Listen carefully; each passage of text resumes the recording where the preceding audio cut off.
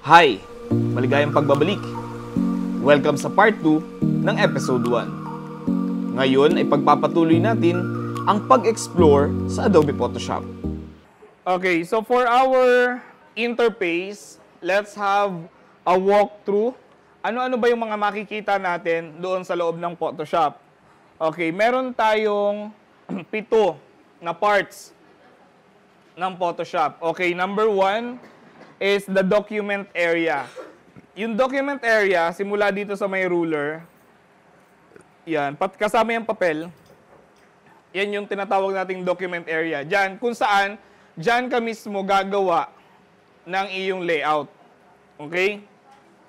Again, kanina, nasabi ko yung area na yan, diyan tayo mag-execute ng ating layout.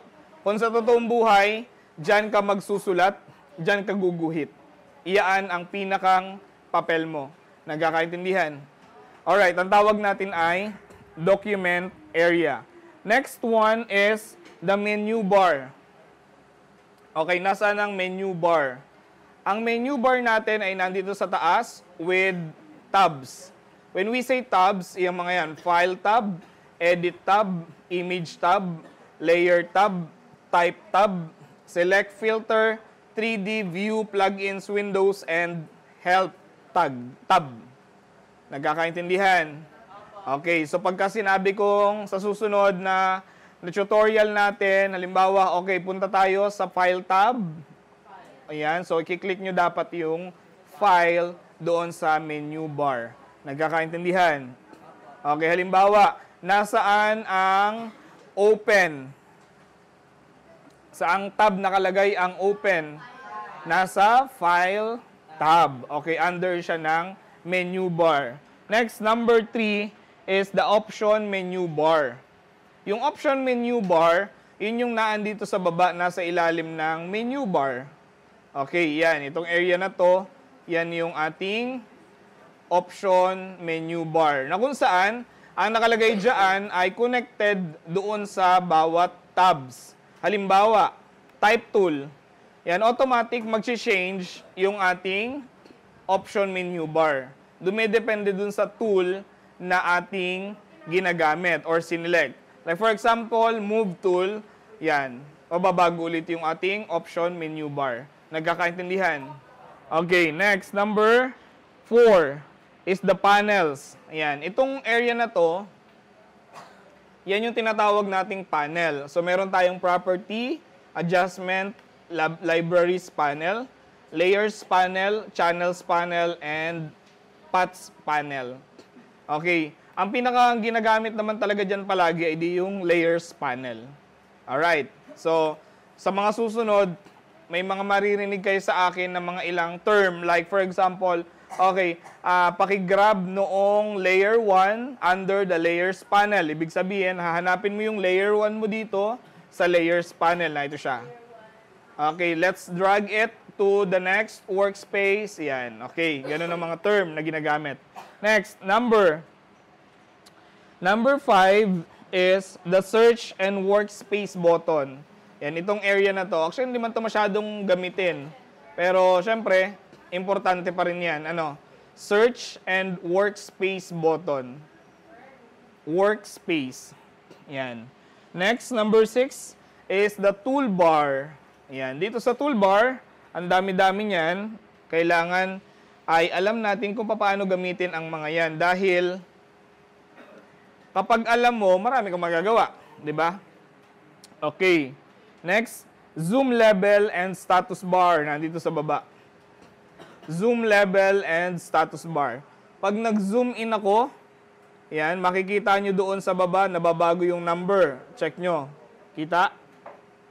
Yan, nag-zoom in ako ngayon, nababago yung number. Kita nyo? Yan, nandito siya sa recorded natin, nandito siya sa area na ito. Okay? Hindi pala kita dyan kasi baka putol.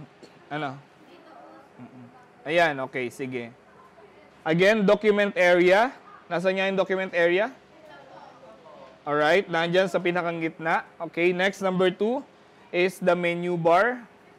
Nasa pinakang ibabaw. Alright, very good. Number 3 is the option menu bar. Nasaan? Sa baba noong ating menu bar. And siya ay connected with your tools. Okay. Next, number 4 is the panels. Ito siya. Itong area na to, puro panel yan. Number 5 is the search and workspace buttons. Yan. Number 6 is the toolbar. And number 7 is the zoom and zoom level and status bar. Okay, tanda natin yan. Okay. Alright, alamin natin ano yung parts doon sa document area. Yan, ano-ano yung mga parts sa document area. Yung pinakang papel natin, yung kulay white, ang tawag natin dito is canvas. Alright, so that is your canvas. Kumbaga parang pag nagpe-paint ka, dun ka sa canvas gumagawa. Tama? Kapag nagdo-drawing ka, dun ka sa canvas nang gagawa o dun sa mismong papel. Okay. Next, yung kulay gray sa gilid na dalawa, ang tawag natin dyan ay pasteboard. Pasteboard. Itong dalawang kulay gray sa gilid. Yan. Ang tawag natin dyan ay pasteboard. Paste. Paste. Diba copy and paste? P-A-S-T-E. Magkaiwalay. Paste. Magkadigat. Pasteboard. Okay, next. Ang tawag naman natin dito, to. Kita nyo to? Alright, ang tawag naman natin dito ay document tab. Document tab. Ito, itong mismong mayroong file name. Ito, yan. Yung hinihigit, ang tawag natin dyan ay document tab. So, pag nagkaroon ka ng panibagong workspace, madadagdagan yung document tab mo. Okay, I'm doing Control-N, Control-N, Control-N, create new document. Yan. Then, as you can see sa screen, nadadagdagan yung ating document tab. Isang document tab, isang project, isang canvas. Nagkakaintindihan? Klaro? Alright. Ayan. Sige. Okay. Next. What else?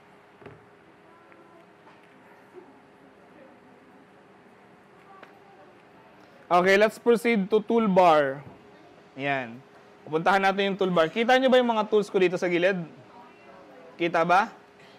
Kita ba dyan sa likod? Kita? Okay, kita. Alright, ngayon, yung toolbar natin, mag-start tayo sa move tool. Okay, lagi niyong tatandaan ha, every time na meron kang minumove na character or element sa loob ng layout, gagamit ka lagi ng move tool. Kaya nga move ay, gusto kong i-move yung text, ay di gumamit ka ng move tool. Nagkakaintindihan? Alright, shortcut key for move tool, M. Without control, M. Ang daming nagkakamali dyan dati. Hindi daw gumagana yung move tool. Sorry, hindi pala M. V. Vim Victory.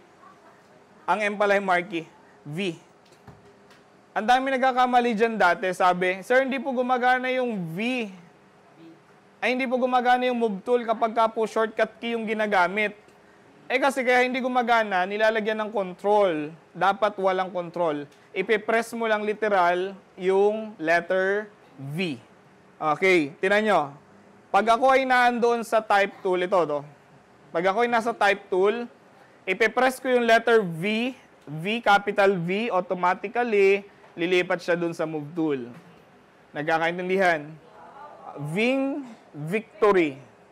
Ving Victory. Ving Vavoy. Uy. Grabe naman yon. Alright, next. Our next tool is Marquee Tool. Marquee Tool. Ito, Marquee Tool. Okay, our shortcut key for Marquee Tool is M. M. M. Yan. Ito, ang spelling ng Marquee Tool. Ayan, M-A-R-Q-U-E.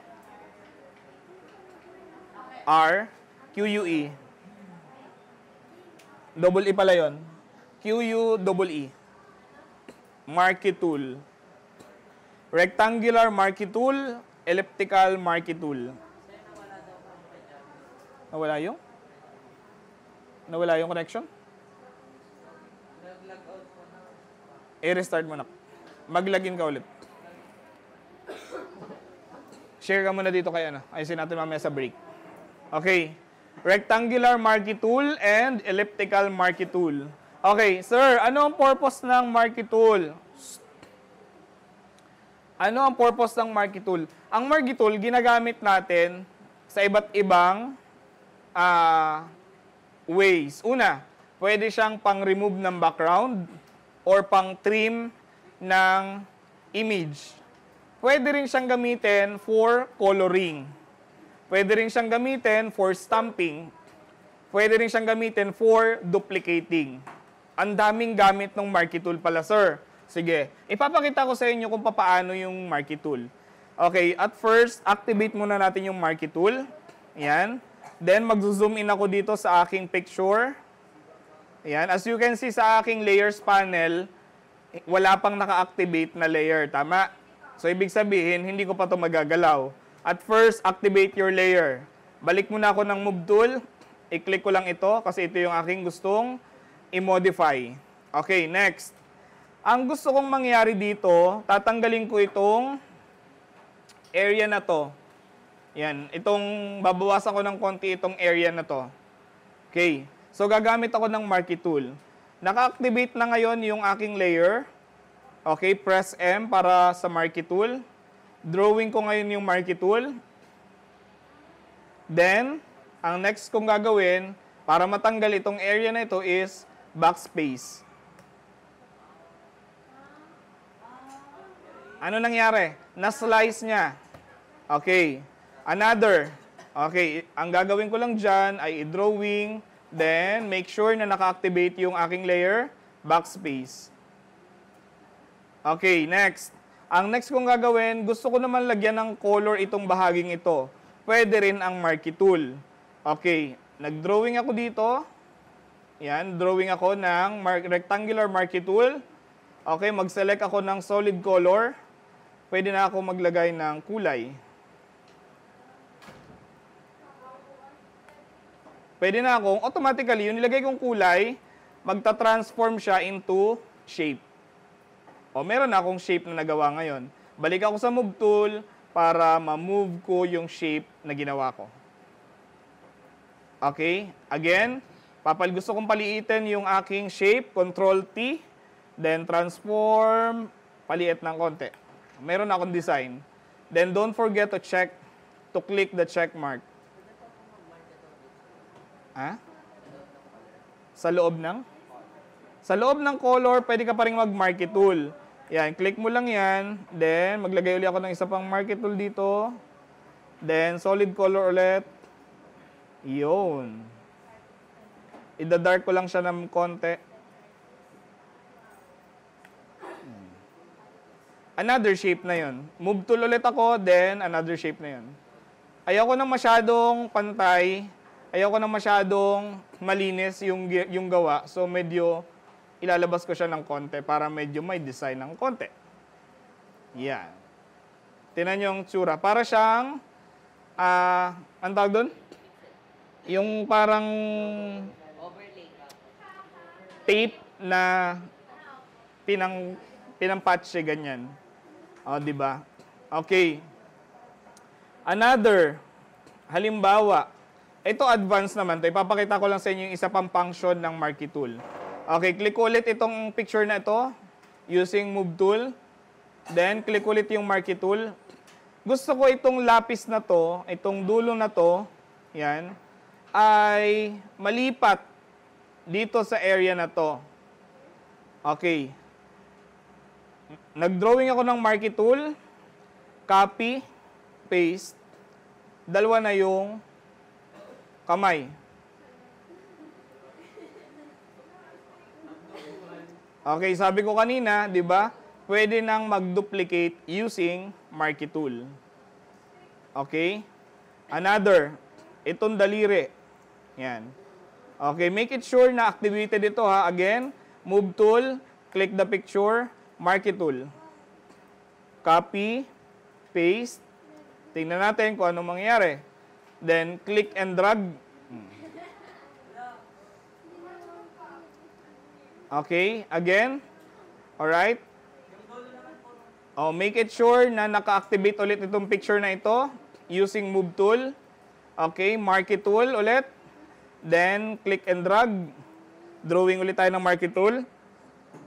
Copy, paste, then drag. Drag using move tool.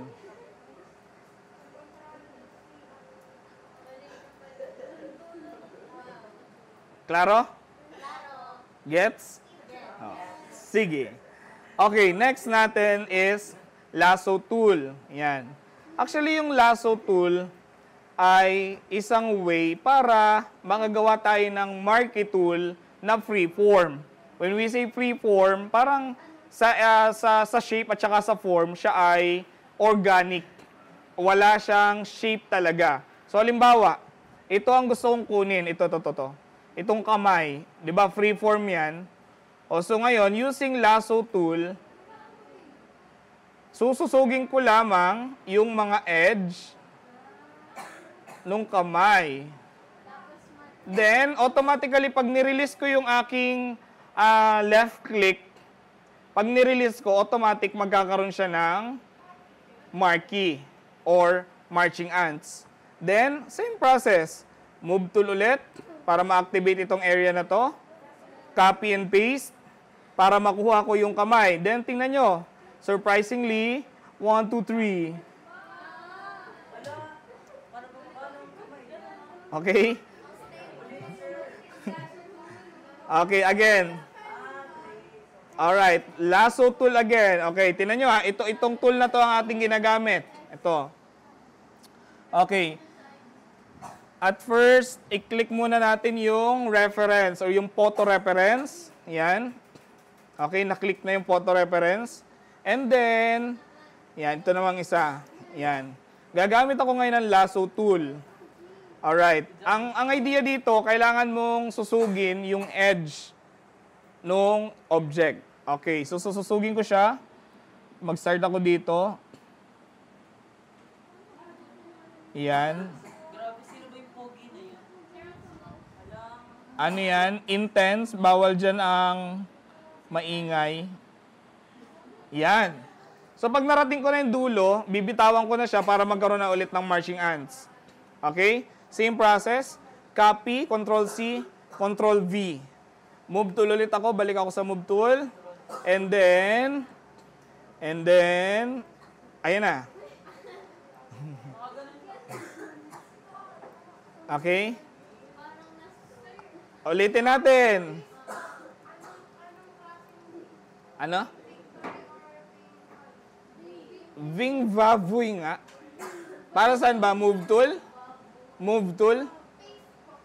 Paste. Ay di victory. Control V. Ayan. Ulitin natin ang process. Hello? Hi. Ulitin natin ang process. Ito naman ang kukunin ko. Okay. At first, move tool. Click mo yung picture o yung reference na kukunin mo. Make sure na activated siya. Okay. Next, lasso tool. Alright. Then, drawing. Susugin natin yung edge. Okay? Pag narating mo na yung dulo, bitaw. Alright? Copy and paste. And then, ayun na. Then, drag. Gets? Sige. Alright. Next. Next natin is magic wand. Wow. Yan. Magic wand. Gagawing magic wand yung hawak ni Kuya. Ano yung magic wand?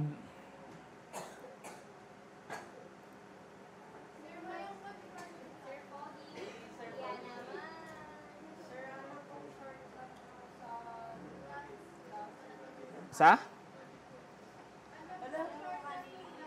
Shortcut for lasso tool is L.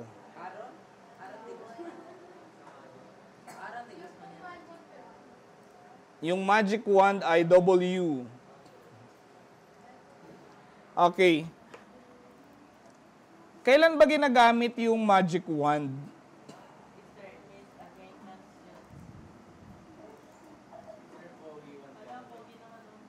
Okay. Kailan ba ginagamit yung magic wand?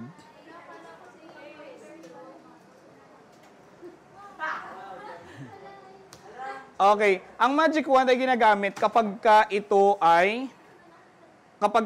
ang background natin ay plain.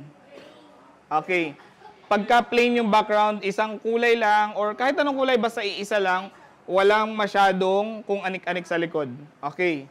Tingnan nyo, ang process ng magic wand, ganito. Click mo yung magic wand, pero syempre, una muna talaga, activate mo muna yung picture. Ayan. Then, magic wand. Then, i-click mo lang yung magic wand dun sa background. Automatically, magkakaroon siya ng marching ants. Alright, next. May mga ilang areas na hindi nakukuha ni magic wand dahil yung tolerance binabago. So, gagawin ko ngayong 30 yung tolerance. Para pag-click ko, yan, medyo marami-rami yung makukuha niya. Alright, next. Hold shift. Hold shift para makapagdagdag ka ng marching ants dito sa kabila. Hold shift ulit. Hold shift. Hold shift. Hold shift. Hold shift. Hold shift. Hold shift. Hold shift. Ayan na. Nakuha ko na lahat. Alright, next. Ang next natin, tatanggalin ko na yung background. Eraser tool. Nasaan yung eraser tool natin? Ayan. Okay, right-click the eraser tool. Then, background eraser tool. Then, click the picture. Okay. Then, click OK. Then, press backspace. Then, syempre, buhay pa yung ating mga marching ants. Control D. Control D. Dog. Para mawala yung mga marching ants. So, magstay na siya as your regular image.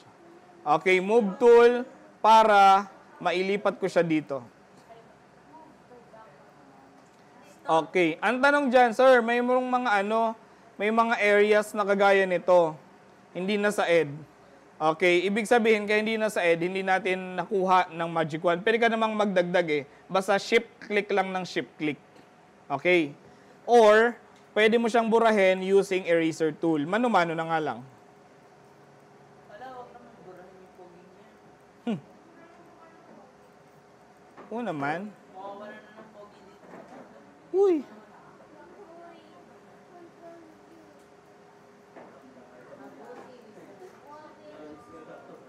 Hala, jump scare. Okay. Itong nasa taas, pwede ko rin siyang burahin using eraser tool. Ha? Hindi mabubura. Yes, correct. Sino may sabi ng layer by layer? Ayan. Hindi mabubura yung mga nasa likod nyo dahil naka-layer by layer siya. Ayan, o. Tingnan nyo to. Itong layer na to, itong picture na to ay, ito yung layer niya. Sa mga tuwid, itong nasa likod niya, iba rin yung layer. Ayun. Iyon. Ayun. O, diba? O, tingin mo na dito sa unahan para mas malinaw ang ating functions. Okay, every time na tayo ay mayroong ginagawa doon sa ating workspace with our element, lagi kang mag-start sa Move Tool. Then, ang kasunod palagi ay click the photo or your text. Kahit anong mangyari, kahit saang tool, ito palagi ang simula. Move Tool, click the photo or text. Kasi ang purpose niyan dalawang yan is to activate your layer. Nagkakaintindihan? Okay, once na na-activate natin yung layer, kagaya nito, Control T. Ang tawag natin ay transform box, hindi layout box. Transform box. Ayan. Then, scale or palalakihin mo na siya or paliliitin. Then, click check mark. Tapos na. Ang kasunod natin ay move tool ulit. Tingnan nyo, move tool. Click the photo or text. Rectangular marquee tool naman ang gagamitin ko. O, drag or draw. Backspace kung magre-remove ng parts. Mag-a-apply ka ng color. Solid color ang gagamitin. Ituturo ko to sa mga susunod. Kung magduduplicate tayo kagaya ng ginawa ko kanina, copy and paste lamang habang tayo ay naka-rectangular marquee tool. Okay na. Next, pangatlo, move tool ulit. Click the photo or text ulit. Tingnan nyo, same lang routine. Move tool, click the photo, palagi, lasso tool. Then, same process. Again, move tool, click the photo or text, then magic wand. Same ulit ng process. Naintindihan nyo? Klaro. O, sige, walang malilito ha. Basta mag-start ka lamang palagi sa move tool. Ito ang first step mo. Ito ang iyong first step. Second step mo ay i-click yung photo or text. Okay? Ang third step mo ay i-execute na kung ano yung gagawin mo mismo. Magko-control T ka, maglalaso tool ka, magre-rectangular marquee ka, or anything. Bahala ka kung anong gagawin mo na. Okay? Gets? Gets? Klaro? Okay, sige. O, yan muna for the meantime. Okay, kayo naman ulit. Tayo ay tumigil ay saan? Magic wand. Magic wand.